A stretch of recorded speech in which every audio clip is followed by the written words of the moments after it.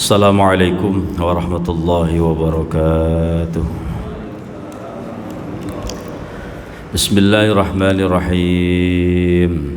Subhanakallahumma rabbana la ilma lana illa ma 'allamtana innaka antal alimul hakim wa tub 'alaina innaka antat tawwabur rahim wa taqabbal minna innaka antas samiul alim وعلمنا من لدنك علما نافعا يا ذا الجلال والإكرام اللهم افتح لنا علمتك وانصر علينا رحمتك يا ذا الجلال والإكرام والحمد لله رب العالمين بسم الله الرحمن الرحيم الحمد لله رب العالمين والصلاة والسلام على أشرف الأنبياء والمرسلين وعلى آله وصحبه أجمعين ما بعد قال الله تعالى في كتاب الكريم أعوذ بالله من الشيطان الرجيم بسم الله الرحمن الرحيم ما أصاب من مصيبة في الأرض ولا في أنفسكم إلا في كتاب من قبل أن نبرأها إن ذلك على الله يسير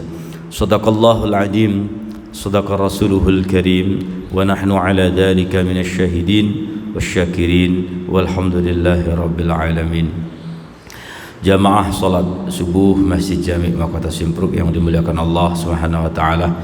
Syukur alhamdulillah pagi ini Allah masih melimpahkan beribu-ribu nikmat kepada kita semuanya, antara nikmat iman Islam, nikmat kesempatan, nikmat kesehatan, nikmat istiqamah, dan masih banyak nikmat-nikmat yang lain yang belum sempat kita syukuri. Mudah-mudahan segala nikmat yang diberikan Allah kepada kita semuanya kita bisa gunakan untuk mendekatkan diri kita kepada Allah Subhanahu wa taala. Kita gunakan untuk beribadah kepada Allah Subhanahu wa taala sehingga kita semuanya menjadi hamba-hamba Allah yang beruntung, baik untung dunia maupun kelak di akhirat nanti, menjadi hamba-hamba Allah yang selamat, bahagia, mulia dunia dan akhirat. Amin ya rabbal alamin.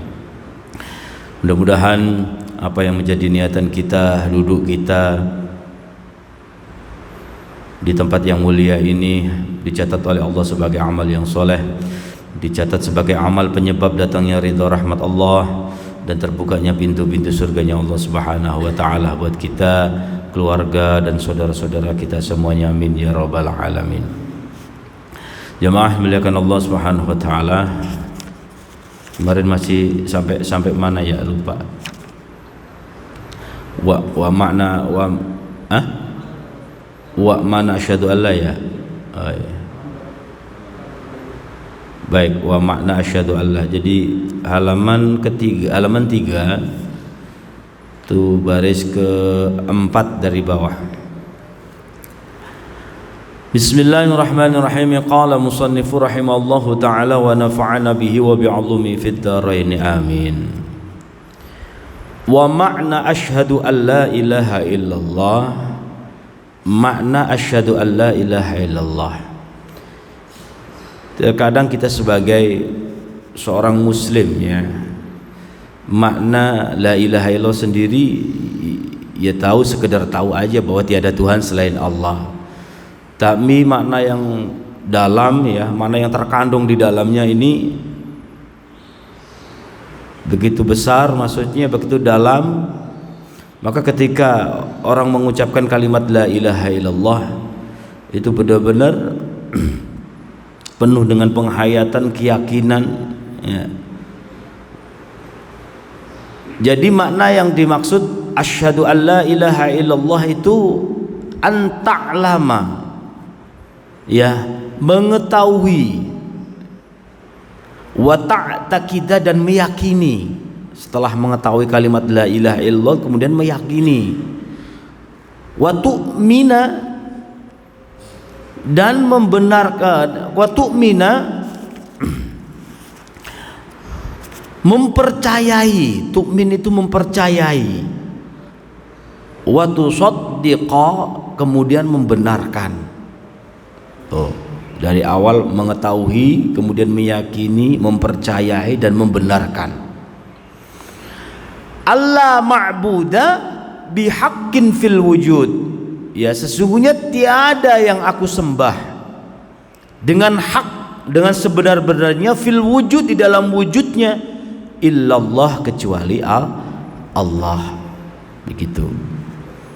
Jadi membenarkan, mengetahui, membenarkan, meyakini, ya, mempercayai bahwa tiada yang aku sembah, tiada yang bisa disembah, ya, yang hak, yang sebenar-benarnya, dengan hak fil wujud, di dalam wujudnya, illallah, kecuali Allah, gitu.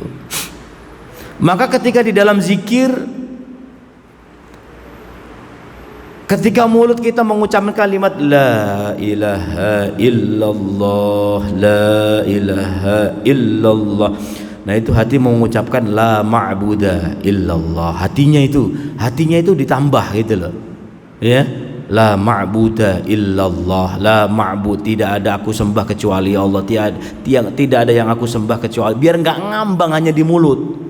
Kalimat la ilaha illallah biar nggak ngambang hanya di mulut saja. Begitu, biar yakin bahwa tiada yang aku sembah kecuali Allah Subhanahu wa taala. Pokoknya ketika la ilaha illallah, nah hatinya la ma'buda illallah, tiada aku sembah, tiada yang aku sembah kecuali Allah. Nah biasanya kalau sudah begitu terus kita amalkan, hati kita la ma'buda illallah, la ma'buda illallah, la ma'buda illallah, biasanya itu diuji sama Allah, karena hati kita bener nggak ini, gitu. Biasanya dikelihatin yang baik-baik, diperlihatkan dalam mimpi, diperlihatkan dalam setengah sadar kita, itu diperlihatkan sama Allah yang baik-baik. Kadang-kadang sudah diperlihatkan karena hatinya sudah mulai bersih, ya, nggak ada yang aku sembah, pokoknya kecuali Allah. Hatinya sudah mulai bersih nih. Nah, itu biasanya mimpinya mimpi baik-baik. Mimpinya itu ketemu ya ulama-ulama besar, ketemu habaib, ketemu ulama-ulama begitu, ketemu guru-guru kita. Artinya kan mulai bersih, gitu. Nah, kalau sudah mulai seperti itu, kemudian diganti dengan la mahbuba illallah. Karena kan sudah di dalam mimpi kita sering diperlihatkan yang indah-indah, ya, yang baik-baik di dalam mimpi kita. Maka diyakinkan kembali ketika la ilaha illallah, la mahbuba, tidak ada yang aku cintai di dunia ini illallah, kecuali Allah. Diyakinkan kembali, ya, tidak ada yang aku cintai terkecuali Allah Subhanahu wa taala. Kalau sudah lama Buddha ini terus diamalkan, semakin meningkat. Biasanya kalau sudah meningkat, biasanya itu mimpinya baik-baik karena hatinya sudah mulai bersih. Nah kalau sudah sebegitu itu tambah, ganti kalimatnya la mahbuba. Ya, ketika Allah uji dengan yang baik-baik, kita masih konsentrasi nggak, masih mau berzikir nggak dengan mimpi kita baik-baik terus, ya. Nah maka yakinkan bahwa tiada aku cintai, sebaik apapun, ya, yang ada di sampingku tidak aku cintai kecuali Allah Subhanahu wa taala. Itu untuk meyakinkan bahwa kita hanya cinta Allah Subhanahu wa taala. Jadi la mahbub, ketika la ilaha illallah, hatinya la mahbuba illallah, la mahbuba illallah, begitu terus gitu. Nah biasanya kalau itu sudah diamalkan terus, biasanya itu akan muncul, ya, akan setengah sadar di dalam mimpi itu sering ditemukan kayak bidadari yang nggak pernah, yang nggak ada di dunia. Pokoknya ketemunya itu yang ini bener-bener nggak cinta sama aku, hanya cinta kepadaku, bener-bener nggak ini, begitu. Sudah mulai dikasih apa ya, kejabatan, rezeki yang banyak, mudah diuji lagi sama Allah Subhanahu wa taala. Kemudian biasa diperlihatkan yang indah-indah kayak bidadari di dalam zikir kita, begitu. Nah kalau sudah begitu, maka terakhir la ilaha illallah ditambah la mawjuda illallah, la mawjuda, tidak ada yang wujud, tidak ada di dunia ini yang wujud secara hak kecuali Allah Subhanahu. Nah itu udah tingkatan tinggi. Kalau kita sudah mengamalkan la mawjuda illallah, tidak ada yang wujud di dunia ini kecuali Allah, ini udah amalan yang tinggi. Maka nanti namanya ada namanya ilmu wahdatul wujud, gitu. Jadi nggak ada yang wujud di dunia ini yang hak kecuali Allah. Yang wujud ya hanya Allah, manusia itu hanya sementara wujud yang fana, akhirnya juga akan hilang, begitu. Yang wujud yang sebenar-benarnya itu dia Allah. Wujudnya manusia ya karena Allah, sebenarnya karena Allah, semua itu ya Allah. Itu.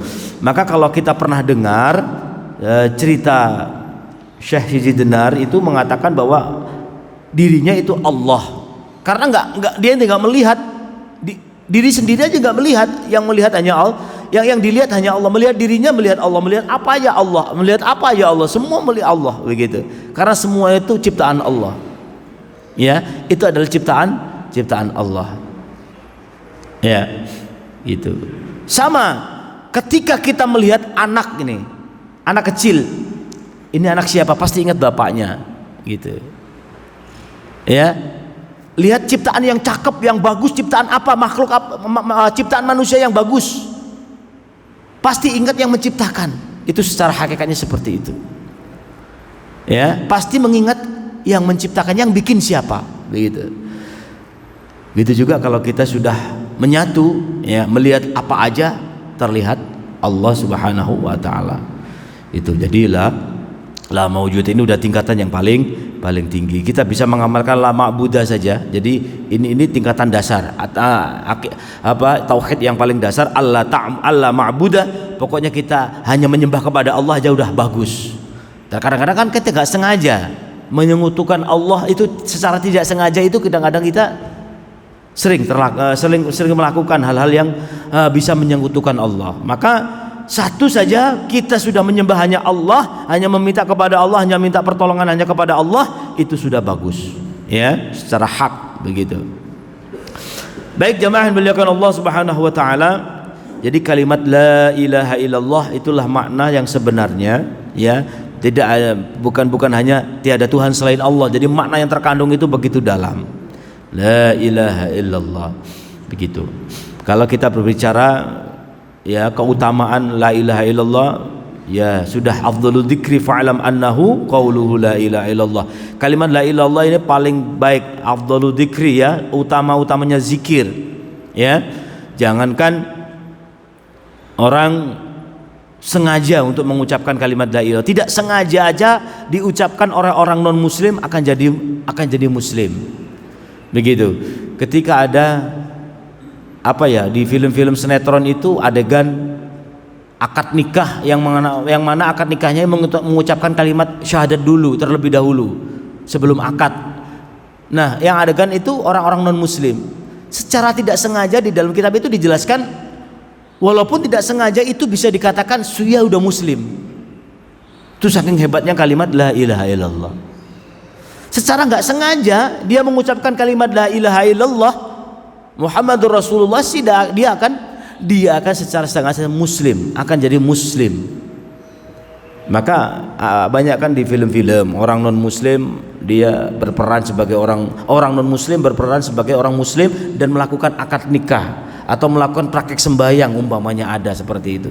Dia lakukan karena action, karena perannya dia lakukan nggak sengaja, maka dia otomatis jadi muslim. Ada yang mengatakan seperti itu di dalam kitab. Itulah keutamaan kalimat la ilaha illallah. Nah, kemudian kalimat la ilaha illallah ketika dipanjangkan mad jaiznya la ilaha illallah, ketika dipanjangkan lamnya itu loh, la mad jaiznya 3 kali tanpa bernapas atau 1 kali napas, 1 kali, pokoknya jangan berhenti, jangan jangan la ilaha illallah 1 kali tanpa bernapas, pokoknya lamnya dipanjangkan, ya, 3 kali dibaca, maka itu bisa menghapus dosa-dosa 4.000 dosa besar. Itu di dalam hadis Abi Jamrah dijelaskan seperti itu, ya. Ketika mengucapkan la ilaha illallah begitu, maka banyak ulama mengatakan, nah, ketika kita berzikir, ya, zikir tahlil di makam itu sudah dikatakan, banyak yang mengatakan itu bid'ah, bahkan mensyirikkan, mengkafirkan bahkan ada. Nah, itu yang dikirkan, yang diucapkan kalimat la ilaha illallah kok. Yang orang non muslim tidak sengaja jadi Islam, apalagi seorang muslim gara-gara kita zikir di samping kuburan kok masalah dikatakan bid'ah, bahkan dikatakan syirik, bahkan dikatakan kufur atau kafir. Nah, ini kan sangat bertentangan dengan kalimat la ilaha illallah. Kalimat la ilaha illallah bisa memurnikan ya, bisa mengampuni segala dosa, dosa besar 4.000 bahkan gitu. Baik, illallah al-wahid. Jadi la maujuda bihaq fil wujud illallah al-wahidul ahadu gitu ya. Illallahul wahidul ahad. Jadi sifat Allah al-wahid dan ahad ini mempunyai makna yang sama sebenarnya, yaitu Maha Esa, satu. Ya. Kalau wahid ini berhubungan dengan sifat Allah. Ya, berhubungan dengan sifat Allah. Sifat Allah itu sudah nggak ada yang menyamai, yang Maha Pengasih, Maha Penyayang, nggak ada yang menyamai. Ya, nggak ada yang menyamai. Nah, kalau al-ahad, ya, ahad ini menafikan sesuatu. Semua itu tidak ada kecuali Allah.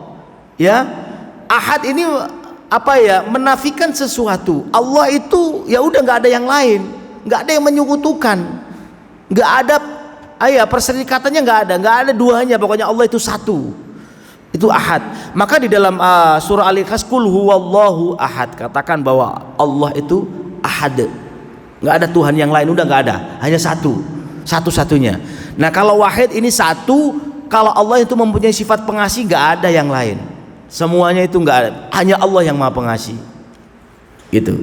Al-Wahid dan Ahad sama-sama Maha Esa, itu artinya. Al-Awwalu, bahwa Allah ini yang pertama. Ya, Al-Qadim terdahulu, paling awal dahulu, ini hampir sama. Maka kita tidak bisa dikatakan bahwa Allah itu musalsal. Jadi Allah itu disebabkan adanya apa? Enggak ada. Allah itu enggak ada sebab adanya apa? Enggak ada. Sebabnya tidak ada, enggak ada. Allah itu sebabnya karena tidak ada terus ada, enggak ada. Bukan begitu.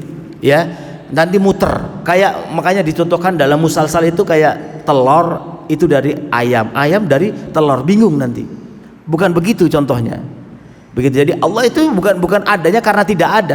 Allah itu ada begitu aja. Ya, yang paling pertama dan terdahulu. Enggak ada yang mendahului. Terdahulu dan yang pertama. Begitu ya.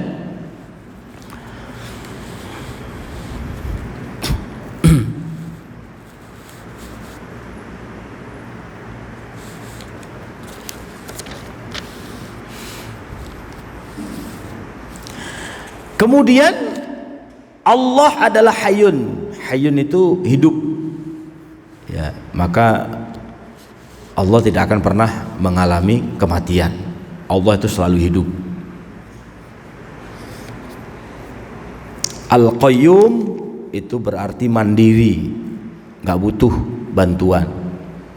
Sehebat apapun manusia, makhluk lah, sehebat apapun makhluk di muka bumi ini pasti masih butuh bantuan. Masih butuh bantuan. Kalau Allah itu adalah Al-Qayyum, nggak ada butuh bantuan, harus mandiri, ya, nggak butuh bantuan. Terkadang ada pertanyaan begini, Allah itu sudah mandiri, nggak butuh bantuan, tapi kenapa masih butuh Nabi dan Rasul sebagai utusan? Itu karena ada pertanyaan di benak kita.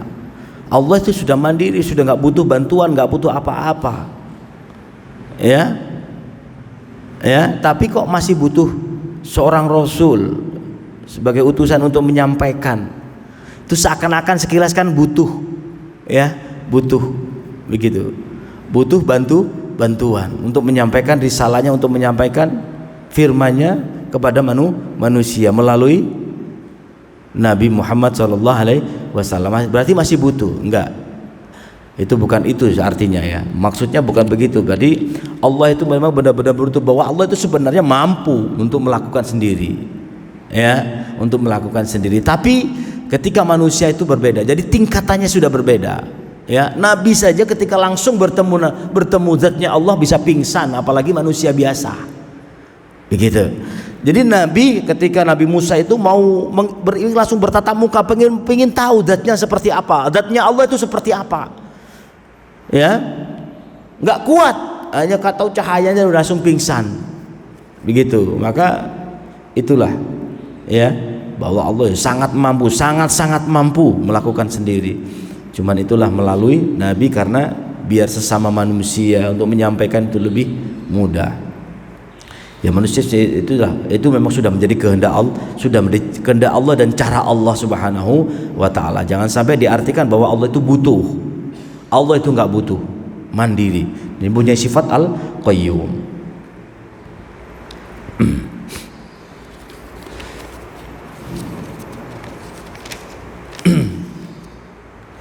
Kemudian al-baqi itu berarti kekal.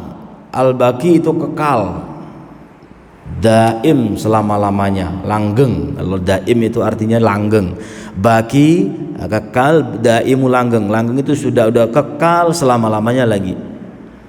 Ya, kekal, ada yang kekal tapi nggak selama-lamanya gitu. Kalau Allah itu udah kekal, udah selama-lamanya, kekal terus, nggak akan rusak, nggak akan berkurang, pokoknya wis kekal selama-lamanya. Gitu aja. Kemudian Al-Khaliq yang Maha Pencipta.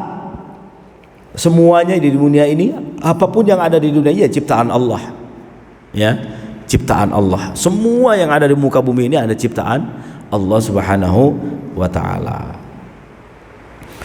Maka kalau kita hubungkan semua ciptaan Allah ini, nggak ada yang nggak berguna, semuanya bermanfaat. Rabbana ma khalaqta hadza batila. Jadi nggak ada ciptaan Allah itu sedikit pun yang batil, yang sia-sia. Apapun di muka bumi ciptaan Allah ini pasti ada manfaatnya. Dari tumbuhan, binatang, manusia, semua. Bahkan sejelek-jelek manusia itu pasti ada manfaatnya, Mas Ian. Ya, manfaatnya buat sesama manusia. Pasti ada manfaatnya buat manusia, cuman kita aja nggak tahu.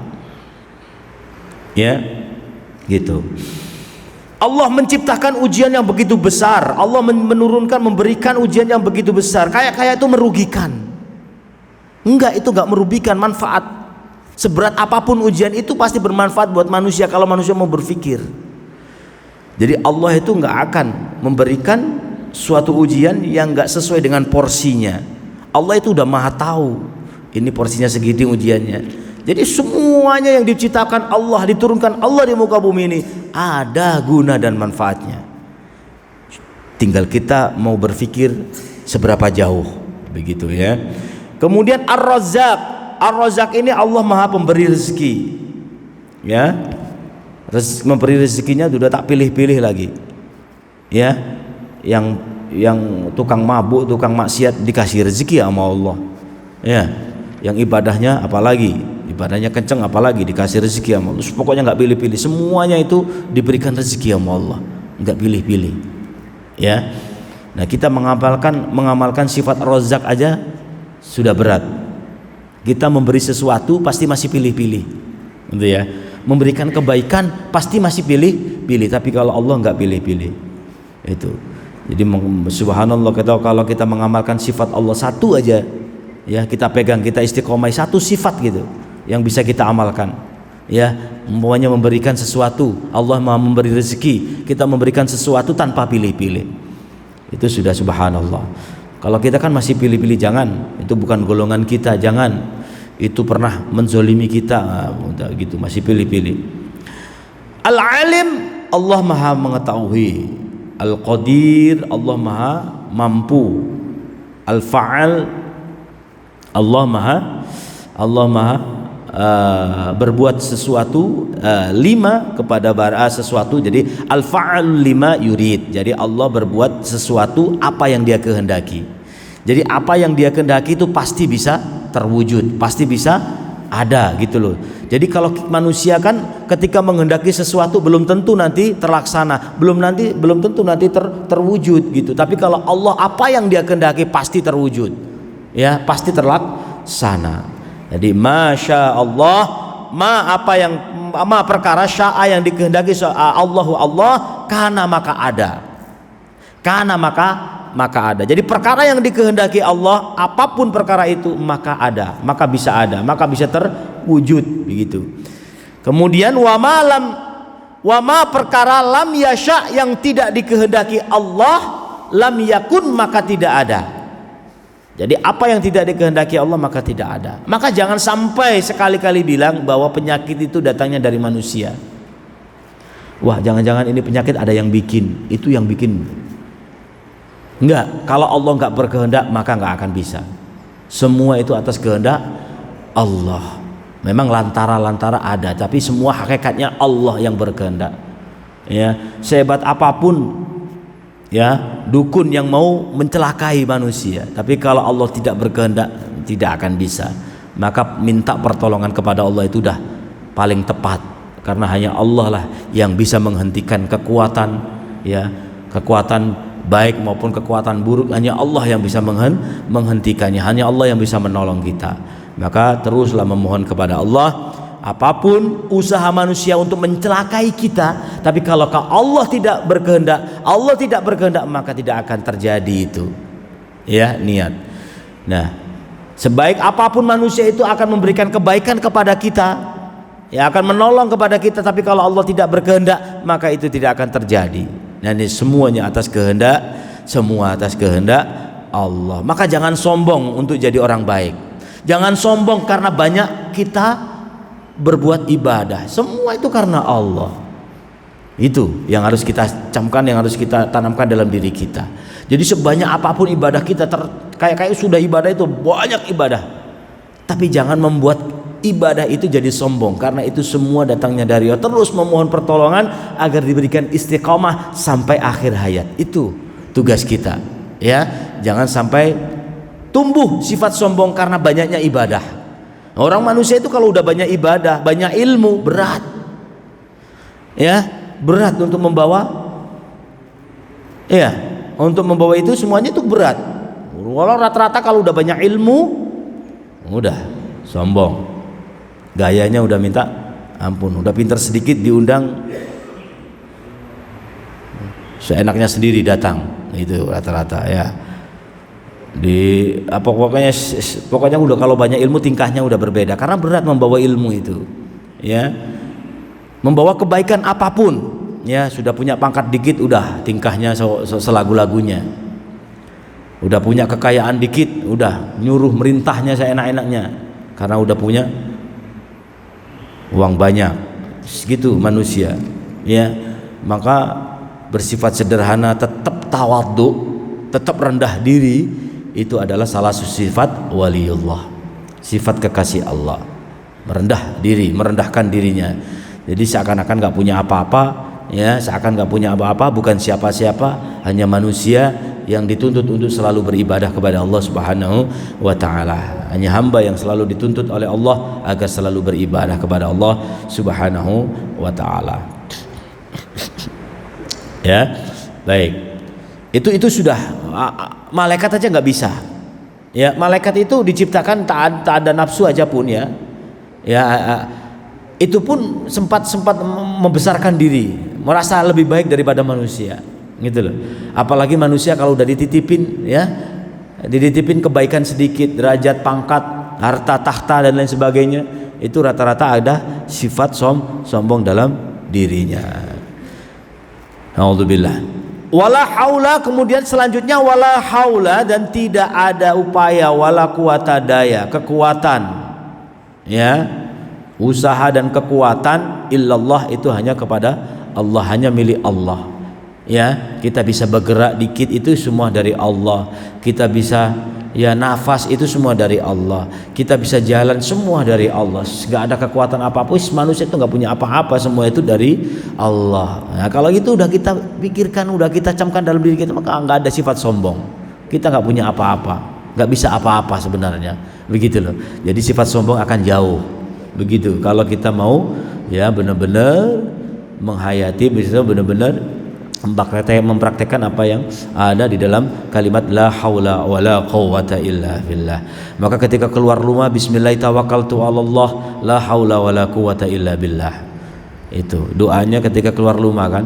Nah, dalam hadis sahabat Anas bin Malik itu dikatakan, barang siapa yang keluar rumah mengucapkan kalimat bismillah tawakkaltu 'alallah la haula wala quwwata illa billahil aliyil azim, maka yang akan mengawal bukan seorang jenderal bukan siapa, tapi yang mengawal adalah udah malaikat langsung. Yang awal dalam bepergiannya itu langsung malaikat, gitu. Kalau kita keluar rumah sempat mengucapkan bismillah, tutup pintu terakhir bismillah tawakkaltu 'alallah la haula wala quwwata illa billahil aliyil azim. Ada amalan juga, pintu itu ada diketok dikit 3 kali biar tidak kemasukan maling. Itu ada amalan seperti itu. Jadi diketok pintunya 3 kali sambil mengucapkan bismillahirrahmanirrahim, la haula wala quwata illa billahil aliyil. Semua kita pasrahkan, semua yang kita tinggal di sini itu milik Allah, udah pasrahkan. Sementara ini saya mencari yang lebih wajib, mencari nafkah keluar untuk kebaikan. Nah, ini sementara dititipin, dipasrahkan ke Allah. Maka insya Allah kalau ada pencuri masuk tidak bisa keluar karena terkunci lagi. Itu ya, insya Allah. Jadi intinya ketika kita sudah pasrah kepada Allah, maka Allah langsung yang akan menjaganya. Malaikat langsung yang akan mengawal kita. Gitu. Jadi illallah billahil aliyyil azim, billahil aliyyil azim, al-ali maha luhur, al-azim maha agung, ya. Mausufun, semua itu disifati, bikulli kamali munazzahun, jadi setiap kesempurnaan yang suci, angkulli naqsin, tanpa ada sedikit pun setiap sifat itu kekurangan. Jadi semua sifat Allah itu udah benar-benar suci tanpa ada kekurangan catat sedikit pun. Sifat Allah semuanya, ya, baik sifat yang maha apa aja itu sifatnya sempurna, tidak ada sedikit pun cacat atau kekurangan. Laisa kamislihi syai'un, ya, tidak ada sesuatu yang menyerupainya. Ya, laisa kamislihi syai'un. Jadi tidak ada sesuatu yang menyerupainya, menyamainya. Wa huwas samiul basir. Dan Allah itu maha mendengar, al-basiru maha melihat. Ya, Allah maha mendengar dan maha melihat. Maka apapun yang kita buat, apapun yang kita lakukan, Allah itu maha melihat. Ya, maka Allah maha melihat juga Allah maha mendengar. Ya, walaupun kita sepelan apapun berbicara, Allah mendengar. Gitu. Walaupun kita bersembunyi dimanapun, Allah mendengar. Maka kadang ada cerita santri disuruh menyembelih ayam itu, ya betul. Jadi disuruh menyembelih ayam, kamu sembelih ayam ini jangan ada yang tahu, ya. Dari ribuan santri itu semuanya sukses, tinggal satu santri yang nggak bisa.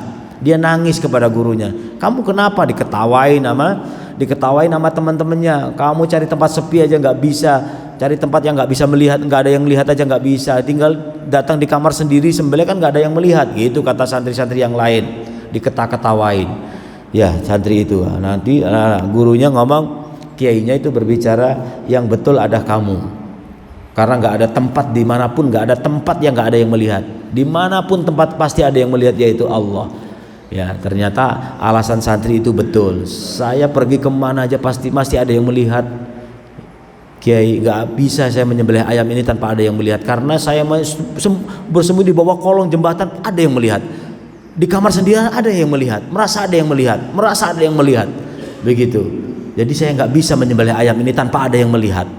Ya, langsung yang santri yang satu itu betulkan, dibenarkan contoh santri ini bahwa kita itu selalu dilihat oleh Allah Subhanahu wa taala. Ketika mau melakukan kemaksiatan sedikit aja, kita merasa dilihat Allah sehingga mikir 2 kali karena ada yang melihat, gitu. Sebenarnya ya logikanya begini, kita itu kadang maksiat itu bukan karena takut Allah tapi takut manusia. Kita meninggalkan maksiat itu sebenarnya bukan takut Allah kadang-kadang loh ya, tapi takut manusia. Nama baik kita akan jelek, gitu. Bukan sebenarnya takut sama Allah. Kalau memang takut sama Allah nggak bisa kita maksiat, bener-bener nggak bisa. Malu kita sama Allah, gitu. Kalau kita merasa dilihat Allah. Nah, karena kita kadang-kadang merasa tidak ada yang melihat, nggak ada yang melihat, saya ambillah barang ini. Nggak ada yang melihat, saya ngelakuin ini, nggak ada yang lihat ini. Begitu, karena merasa nggak ada yang melihat, padahal ada yang melihat, yaitu Allah Subhanahu wa taala. Baik, wa huwal qadim wallahu alam bisawab. Dah sampai situ, ada pertanyaan silakan.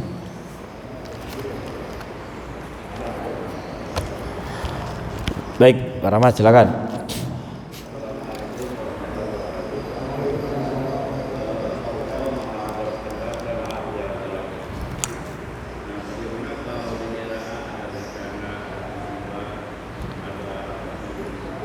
Ya.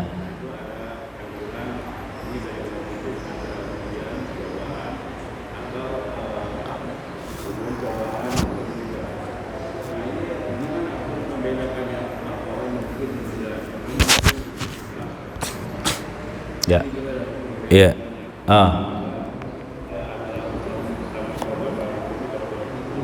Iya.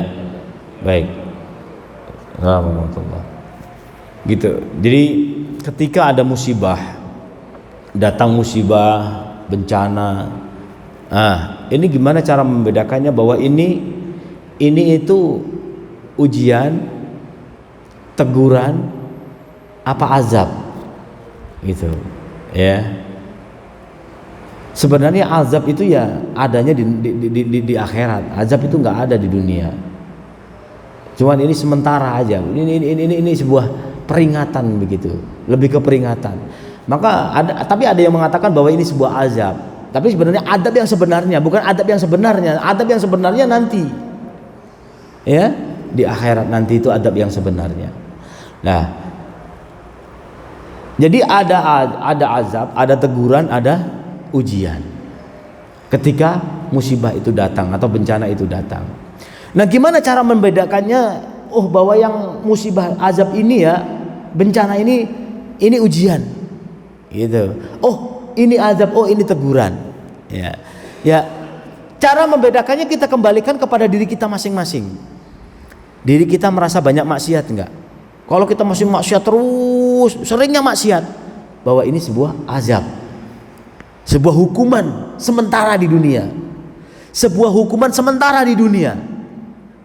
Itu harus sadar. Kalau sadar mungkin bisa merubah dirinya. Tapi kalau nggak sadar terus, mungkin dibilang ini kebetulan saja saya ini.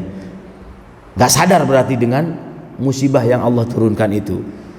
Nah, kalau dia udah sering maksiatnya, udah tiap hari maksiat, maka itu bisa dikategorikan itu sebuah hukuman sementara. Ya. Kemudian kalau ada manusia kadang ibadah, kadang maksiat, ya ganti-ganti lah, maksiat 50-50, maksiatnya oke, ibadahnya oke. Nah, itu bisa dikategorikan teguran. Biar maksiatnya ini dihilangkan, ibadah aja, taat aja, awas jangan maksiat, ditegur sama Allah. Ya, sebuah teguran. Nah, kemudian kalau ada orang itu yang taat, kayak maksiat ini jarang lah. Ya, orang itu pasti dosa tapi jarang. Banyakan ibadah terus, tapi masih dikasihkan musibah sama Allah, dikasih bencana sama Allah. Nah, ini sebuah ujian. Masih tetap sabar enggak? Ya. Ini orangnya udah ahli ibadah, ibadahnya udah banyak. Orangnya taat, jarang maksiat, tapi dikasih sakit saja. Dikasih ekonominya diuji ekonominya itu pas-pasan terus. Ini diuji sama Allah, tetap semangat ibadah enggak? Tetap memohon kepada Allah enggak? Itu diuji sama Allah berarti itu. Ya, jadi yang bisa menilai itu diri kita. Kita ini bisa banyak maksiat apa enggak? Apa maksiatnya iya, ibadahnya iya? Apa orang yang tergolong taat? Kalau orang yang tergolong taat itu akan sebagai ujian, akan meningkat derajatnya. Kalau memang orang itu kadang ibadah kadang enggak, teguran. Tapi kalau orang itu maksiat terus, ya, bahkan hanya bisa dihitung sekali dua kali hanya kebaikan, sering maksiat. Nah, ini biasanya sebuah hukuman sementara, ya, azab sementara di dunia untuk menyadarkan manusia itu. Jadi begitu. Jadi yang bisa kita bedakan seperti itu, Pak. Ya, kita bisa menilai azab ini, musibah ini, bencana ini itu sebagai apa, diri kita yang bisa menilai. Kita sendiri kembalikan kepada diri kita, ya. Nah, umpamanya sini terjadi apa ya, umpamanya ada terjadi tsunami, terjadi gempa, kan di situ ada orang yang maksiat, ada orang yang ibadah, ya, ada orang yang taat juga, begitu. Ya, itu lagi musibah itu bagi orang yang ahli ibadah, ya udah itu ujian, bencana itu. Ya, orang yang ibadahnya dikit-dikit teguran. Orang yang maksiat terus berarti sebagai hukuman sementara, adab sementara untuk agar dia itu ingat. Ya, begitu. Kalau memang dalam satu kampung itu kan nggak mesti orang maksiat semuanya, tapi ya memang kalau kita ingatkan fabima kasabat aidikum, jadi musibah itu terjadi memang karena kesalahan manusia itu sendiri, karena banyaknya maksiat itu sendiri. Ya, pokoknya lihatlah bencana-bencana alam yang terjadi itu, lihat situasi kondisi kampungnya situ, daerahnya situ. Kira-kira banyak orang yang bermaksiat apa banyak orang yang beribadah? Ya, begitu aja. Biasanya rata-rata kalau sudah terjadi musibah itu antara yang ibadah sama yang taat itu masih antara yang maksiat sama yang taat itu masih banyak yang maksiat. Gitu.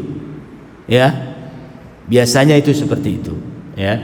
Pokoknya musibah itu datang, bencana itu datang kepada orang yang ahli ibadah, yang taat, itu akan menjadi ujian. Kemudian datang kepada orang yang ibadahnya kadang ibadah, kadang maksiat, itu akan jadi teguran. Kalau itu datangnya kepada orang yang maksiat terus, itu akan menjadi hukuman sementara atau azab sementara agar orang itu ingat kembali kepada Allah Subhanahu wa taala. Baik, itu ada lagi? Ya, Pak. Wassalamualaikum warahmatullahi wabarakatuh.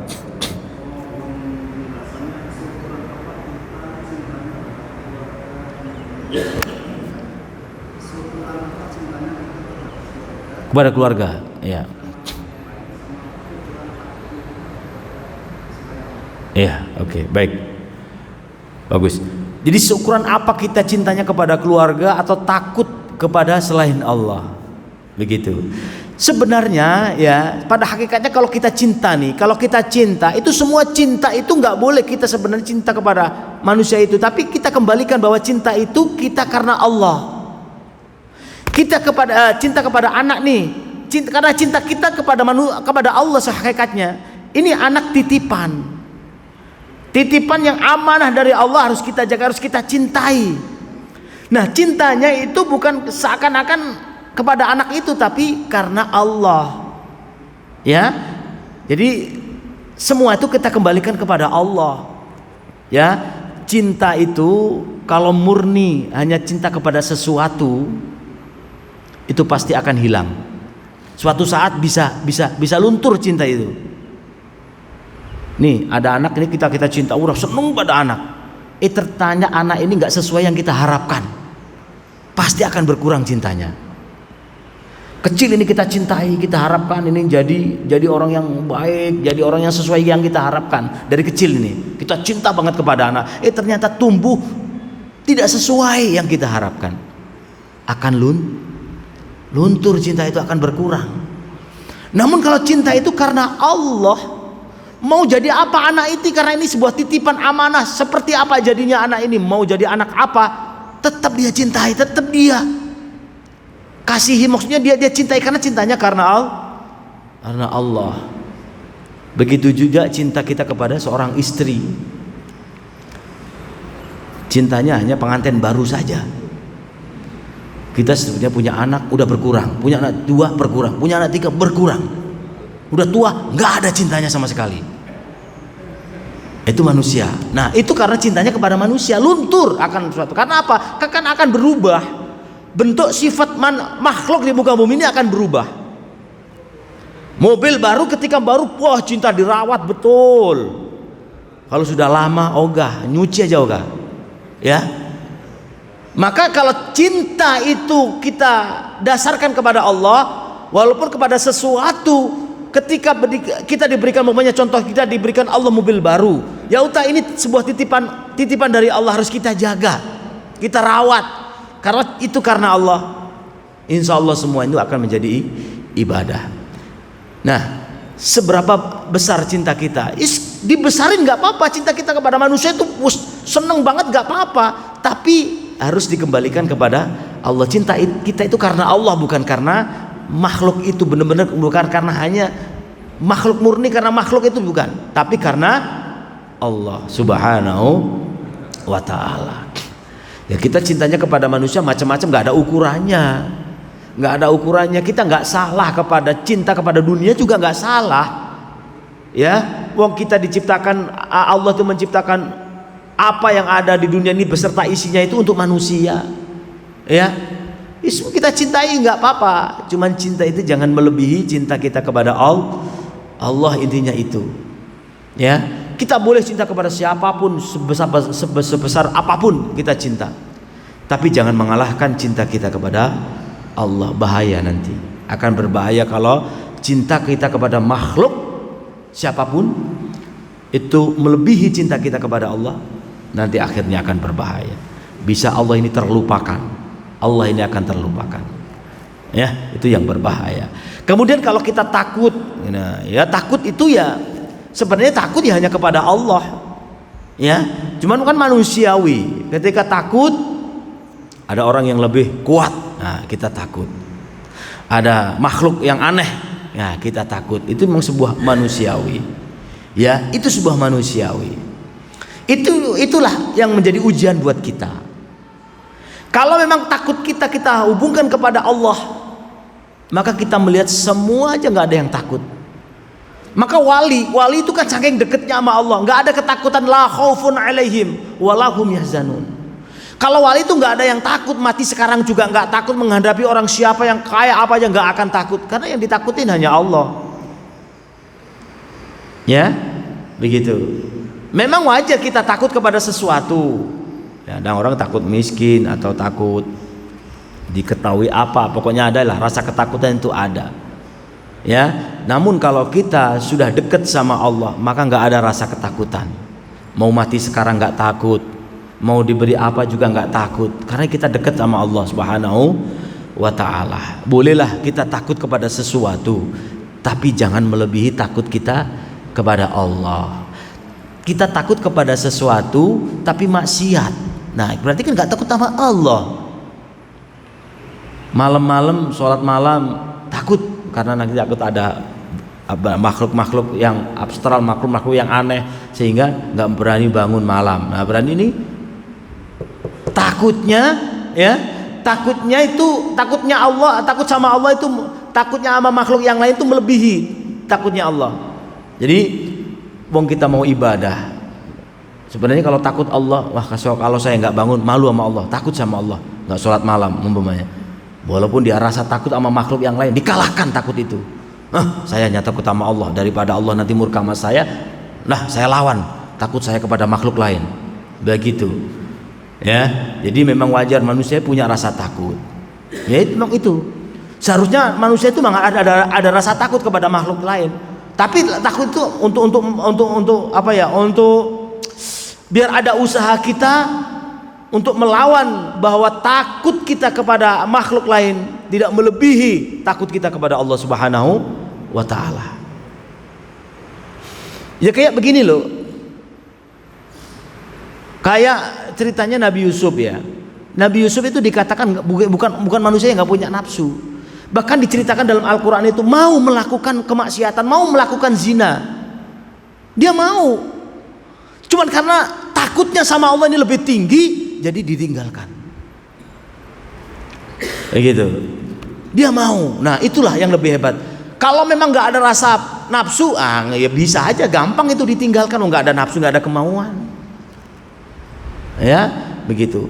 Ini ada duit 1 miliar, tapi ini haram. Kita butuh nih, sebenarnya butuh duit ini, tapi ini haram. Ya, nafsunya pingin memiliki karena butuh banget duit itu, tapi rasa takutnya sama Allah lebih tinggi sehingga ini ditinggal. Begitu. Tapi kalau 1 M ini ada, dia punya bertriliun, ini kan nggak berguna 1 M ini. Mana? Di sisi perjuangannya itu mana? Nggak ada perjuangan itu nanti, maka nggak akan jadi sesuatu yang istimewa, begitu ya. Jadi nggak ada yang sesuatu yang istimewa. Sebenarnya saya ini butuh duit ini, tapi ini haram, saya tinggal karena Allah. Beda, ini haram, tapi dia duitnya udah triliunan. Ini nggak berguna. 1 M itu amat dikit, sehingga ditinggal aja. Iya, duitmu udah banyak, maka mana ada perjuangannya? Enggak bisa. Beda dengan orang yang, maka kita diberikan rasa takut kepada sesuatu, takut kepada jin, takut kepada hantu umpamanya ya istilahnya kan, takut kepada apa? Tapi kita rela bangun, kita lawan rasa takut itu demi sholat malam, demi takutnya sama Allah. Nah itu hebat nanti. Itu ya. Oke, baik.